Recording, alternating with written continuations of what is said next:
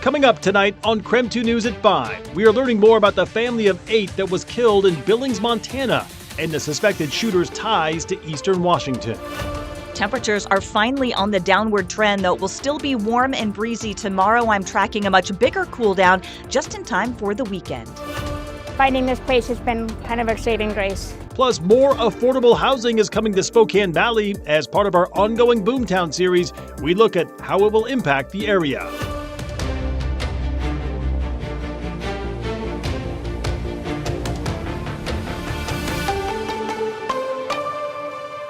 Good evening and thank you for joining us for KREM 2 News at 5 tonight. I'm Mark Hanrahan. In our ongoing Boomtown series, we highlight the growth across the region, and today hundreds of new affordable apartments are now available in Spokane Valley, creating more options for people who want to live, work, and build a life for themselves and their families. KREM 2's Christian Garza shares the story of one family and what the move means to them. Christian? As Spokane Valley continues to grow, so does the need for places people can afford to call home. That's why after only a year of development, Orchard Vista officially opened their doors today to allow hundreds of families the opportunity to put down roots here in the area. A new opportunity built specifically for those looking for something that can sometimes feel out of reach. An affordable place to live. I would expect that it'll be fully leased by the end of the year. Pam Parr, the executive director for Spokane Housing Authority, says even before today's grand opening, the demand was already clear. She says nearly 50 units here at this complex have already been leased. We know that housing is the foundation on which every other part of a family's life is built, and having that stability in order to thrive is super important. So being able to provide 240 units to help provide that stability is incredible for us. Stability for families facing constant insecurity. So I live right over here in one of their newest buildings that they just opened up in C. Like Rochelle Miller and her 4 children. I came homeless over the summer. Miller says after months of living in a local shelter, she applied to close to 10 places before getting the keys to her new apartment not even 24 hours ago. It was hurting me a lot. I don't think I'd ever I don't want anyone else to ever have to experience something like that. A search made unexpectedly more complicated following the aftermath of the Spokane complex fires. Not just because more people were now looking for similar housing, but because previous housing options she applied for were now burnt to the ground, leaving her family living at the shelter longer. I feel like I failed them in a way by not having a place for us to stay. SHA says to qualify for a lease at Orchard Vista, potential tenants need to make 60% or less than the area median income, which depends on how many people live in your house. Now, with keys in hand and a new roof over their head, Miller says she's grateful her family was able to find a place before school started. Finding this place has been kind of a saving grace. SHA says eventually they hope to house families displaced by the Spokane complex fires, regardless of that income requirement. Now, they're only able to do so after the president officially has that disaster declaration for the state. In Spokane Valley, Christian Garza, KREM 2 News. Spokane Public School students were back in the classroom today, and one thing on their morning bus ride will look a bit different this year. The district has new buses with seat belts, and Washington state law requires students to use them when available. Some rules for the bus include lining up single file at the bus stop, sitting in assigned seats, and not having any food or drinks on the bus. It's worth reviewing those expectations with your student right now because they could lose their bus privileges if they don't follow the rules. You can find a full list of student expectations on the SPS website. Meta has reached a settlement to end a federal trial in which dozens of states, including Washington, accused the social media giant of intentionally designing a product that is addictive to children. Today, Meta agreed to pay $17 billion and add stronger child safety measures to its Facebook and Instagram platforms in order to end the trial. Under the terms of the settlement, Meta will provide stronger parental controls on its platforms and will set a default ban on displaying the number of likes or reactions to children's posts. It will also set time limits for users under the age of 18. According to Washington Attorney General Nick Brown, under this settlement, Washington will receive a guaranteed $237 million and up to nearly $339 million over the next 10 years.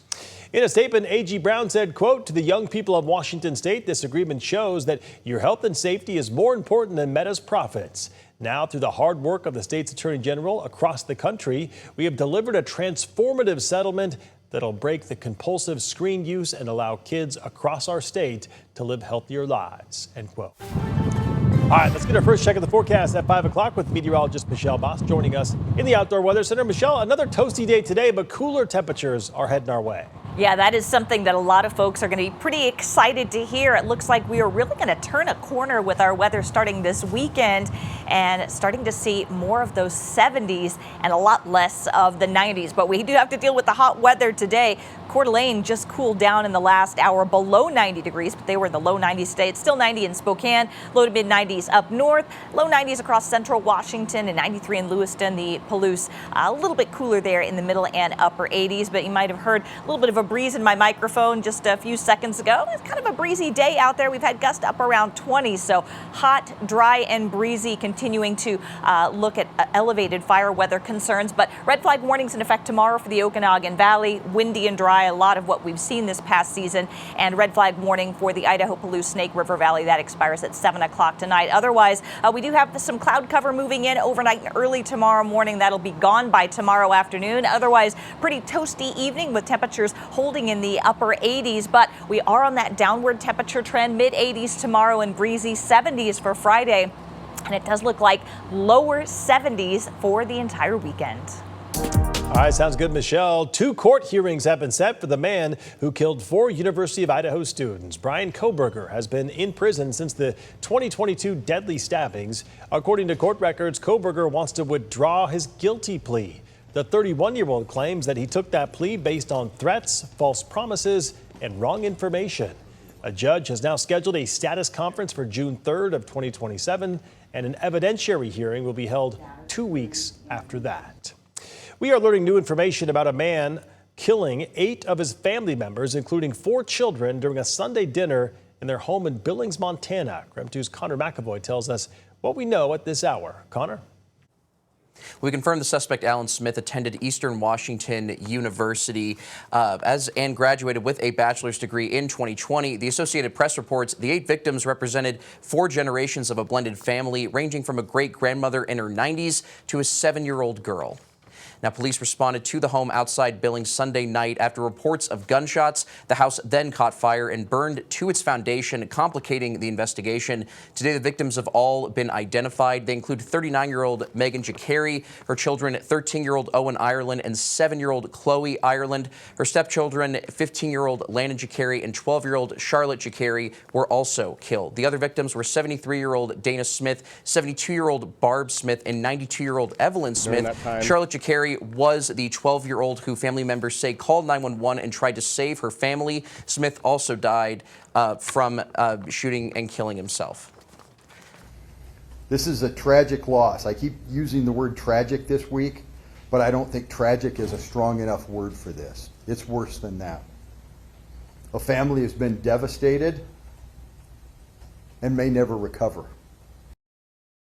Sheriff's Office held a press conference on that. That's what you just heard right there. Now, this is an ongoing investigation, and we're still waiting to have more information about his time, the suspect's time at EWU. We'll continue following this as more information becomes available. Connor McAvoy, KREM 2 News.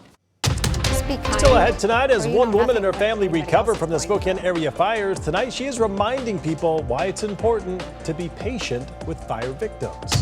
And a bit later in the broadcast, why 24 states are suing USPS over mail-in voting. Stay with us. We're back in just 3 minutes.